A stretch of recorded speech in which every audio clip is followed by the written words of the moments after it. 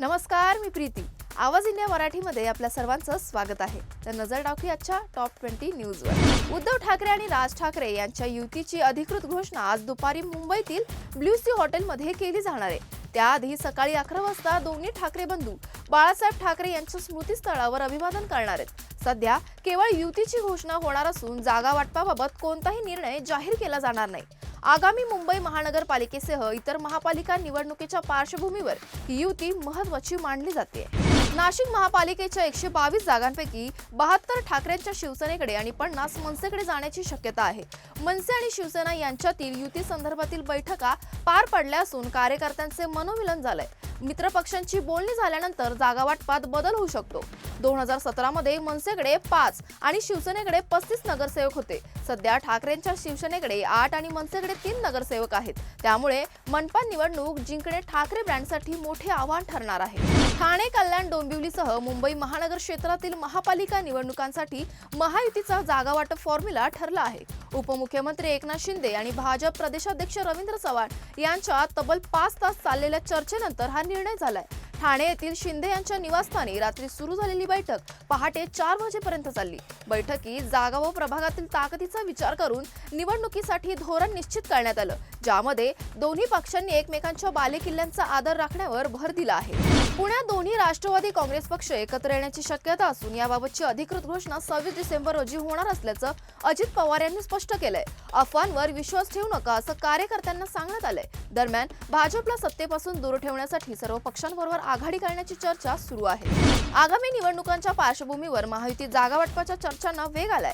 उपमुख्यमंत्री एकनाथ शिंदे आणि भाजपचे प्रदेशाध्यक्ष रवींद्र चव्हाण यांच्यात ठाण्यातील शिंदे यांच्या निवासस्थानी तब्बल 5 तास मॅरेथॉन बैठक पार पडली. ही चर्चा पहाटे 4 वाजेपर्यंत सुरू होती.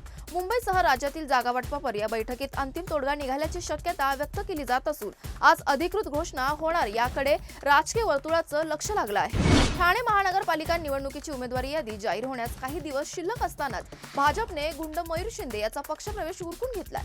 मंगळवारी संध्याकाळी ठाण्यातील भाजपच्या मध्यवर्ती कार्यालयात आमदार संजय केळकर, आमदार निरंजन डावखरे, ठाणे जिल्हाध्यक्ष संदीप लेले यांच्यासह भाजप पदाधिकाऱ्यांच्या उपस्थितीत पक्षप्रवेशाचा हा कार्यक्रम पार पडला. माढ्याचे खासदार धैर्यशील मोहिते पाटील यांना राष्ट्रवादी काँग्रेसच्या शरद पवार पक्षाने सोलापूर महापालिका निवडणुकांसाठी प्रभारी म्हणून जबाबदारी दिली आहे. मोहिते पाटील यांनी काँग्रेस आणि शिवसेना गटाशी चर्चा सुरू केली असून जर अजित पवारांच्या पक्षाकडूनही आघाडीचा प्रस्ताव आला तर त्यांच्यासोबत एकत्र येऊन भाजपला रोखण्याचा विचार आहे. छत्रपती संभाजीनगर मनपा युती आणि जागा वाटपाबाबत आज शिवसेना शिंदे गटाचे मंत्री संजय शिरसाट आणि भाजपचे मंत्री अतुल सावे यांची मुंबईत चर्चा होऊ शकते. काल शिरसाट यांनी भाजपच्या काही नेत्यांवर मिठाचा खडा टाकल्याचा आरोप केला होता. या चर्चेत दोन्ही मंत्री युती संदर्भातील अहवाल वरिष्ठ नेत्यांना सादर करू शकतात. धुळ्यातील प्रमुख राजकीय नेते सोमवारी काँग्रेसमध्ये सामील झाले. काँग्रेसचे प्रदेशाध्यक्ष हर्षवर्धन सपकाळ यांच्या उपस्थितीत समाजवादी पार्टी, राष्ट्रवादी काँग्रेस, MIM, शिवसेना आणि भाजप यांचे नेते आणि कार्यकर्ते काँग्रेसमध्ये सामील झाले.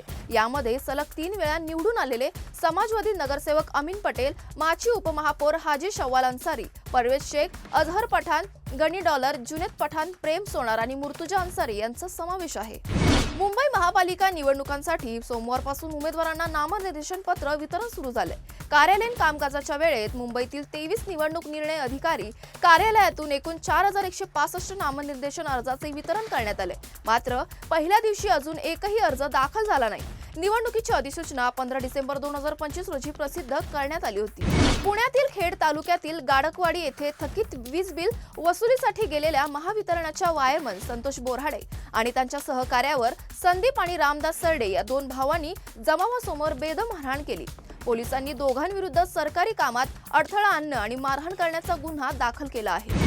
महाराष्ट्रात गेल्या काही दिवसांपासून थंडी वाढली असून अनेक भागात तापमान 15° खाली उतरलंय. नाशिक जिल्ह्यात शेतकऱ्यांना चिंतेचा सामना करावा लागतोय.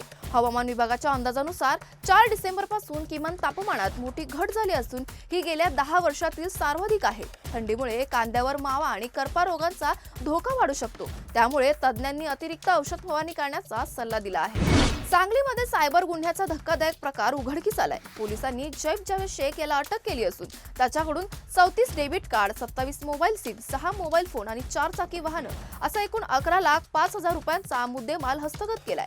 पोलिसांच्या माहितीनुसार हे प्रकरण म्यूल अकाउंट प्रकरणाशी संबंधित आहे। यात लोकांची बँक खाती भाड्याने घेऊन त्यांचा वापर सायबर फसवणुकीसाठी केला जातो। या खात्यांमार्फत मिळालेली रक्कम नेट बँकिंगद्वारे इतर खात्यात वर्ग केली जाते, रोख स्वरूपात काढली जाते किंवा क्रिप्टोकरन्सीत रूपांतरित केली जाते। कोल्हापूर मुंबई मार्गावरून जाणाऱ्या बसवर रात्री 22 डिसेंबर 2025 रोजी 11:30 वाजताच्या आत 7 जणांच्या टोळीने दरोडा टाकला। आरोपींनी बसच्या क्लीनरला मारहाण करत गाडी थांबवली आणि जवळपास 1,22 लाखांचे सोने चांदी आणि इतर वस्तू चोरल्या। कोल्हापूर स्थानिक गुन्हे अन्वेषण शाखेच्या या प्रकरणाचं गांभीर्य ओळखून त्वरित कारवाई केली आहे आणि 12 तासात दरोडा टाकणाऱ्या 7 जणांच्या टोळीला ताब्यात घेतलंय। चोरीचा मुद्देमालही जप्त करण्यात आला असून वडगाव पोलीस ठाण्यात गुन्हा दाखल करण्यात आलाय। नववर्षाच्या निमित्ताने तुळजाभवानी मंदिरात भाविकांची गर्दी वाढली आहे। याच दरम्यान निखिल परमेश्वरी नावाच्या व्यक्तीने लोकसेवा आयोगाचे बनावट ओळखपत्र दाखवून व्हीआयपी दर्शन घेण्याचा प्रयत्न केला होता। मात्र मंदिर कर्मचाऱ्यांनी त्याचं बनावट ओळखपत्र उघडकीस आणून त्याला तुळजापूर पोलिसांच्या ताब्यात दिलंय। प्राथमिक चौकशीत तो उत्तर प्रदेशचा रहिवासी असल्याचं समोर आलं असून पोलिसांकडून त्याची सध्या चौकशी सुरू आहे। नवीन वर्षात श्री विठ्ठल रुक्मिणी मातेच्या पूजांसाठी ऑनलाईन बुकिंग 26 डिसेंबर पासून सुरू होते।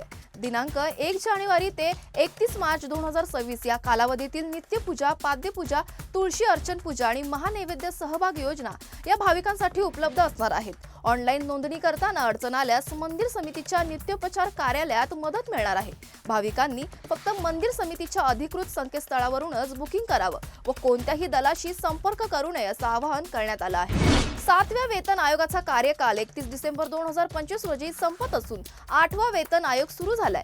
सरकारने ऑक्टोबर 2025 मध्ये 8व्या वेतन आयोगाचे टर्म्स ऑफ रेफरन्स मंजूर केले आणि नोव्हेंबरमध्ये अधिसूचना जारी केली आहे। आयोगाला अहवाल तयार करण्यासाठी 18 महिने दिलेत, ज्यामध्ये महागाई दर, आर्थिक परिस्थिती आणि कर्मचाऱ्यांच्या गरजा याचा अभ्यास केला जाईल।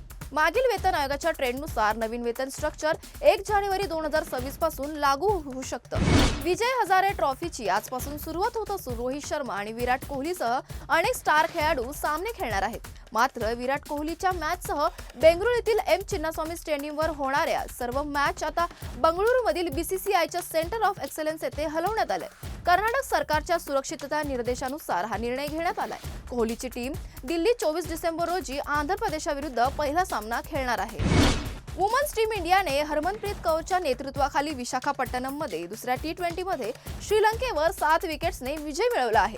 शफाली वर्माने नाबाद 69 धावांचा योगदान देत भारताला 129 धावांचं लक्ष्य सहज पूर्ण करायला मदत केली आहे। भारताने फक्त 11.5 ओव्हरमध्ये 3 विकेट्स गमावून विजय मिळवलाय। या विजयाने भारताने 5 सामन्यांच्या मालिकेत 2-0 ने आघाडी मिळाली आहे। Shafali Verma man of the match घोषित करण्यात आली। अक्षय खन्नाचा धुरंधर सिनेमा प्रेक्षकांच्या पसंतीस उतरतोय। सिनेमातील मुख्य भूमिकेतील त्याचा अभिनय आणि FA9 या गाण्यावर केलेले डान्स स्टेप्स सोशल मीडियावर धुमाकूळ घालतायत। विशेष म्हणजे अक्षयच्या हुक स्टेपवर गौतमी पाटील सुद्धा थिरकताना दिसली आणि तिचा व्हिडिओ तुफान व्हायरल झालाय। रेहमान डकेटची भूमिका साकारलेल्या अक्षयच्या एंट्री आणि FA9च्या गाण्याचा ट्रेंड आता सगळ्यांनाच आकर्षित करतोय। अशाच महत्त्वाच्या बातम्या बघण्यासाठी पाहत राहा आवाज इंडिया मराठी।